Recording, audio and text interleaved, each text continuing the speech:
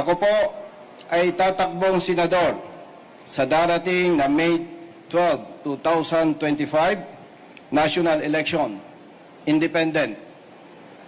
Kung papalarin po ako at pagtitiwalaan ng taong bayan, maglilingkod ako na walang pinipili at walang kinikilingan, kasama ang One Rider Party List sa Kongreso. Basta tama po, kampi-kampi tayo. Maraming salamat. Okay. Question and answer. Question po. Sir, what made you decide to run for the Senate? This seems like, I don't know, for me, it seemed like a surprise kasi syempre, yung mga kandidato din, tumatakbo sila sa ilalim ng mga partido. So what made you decide to run for the Senate? Actually po, ilang days pa lang po na nag-decide ako with my family and with my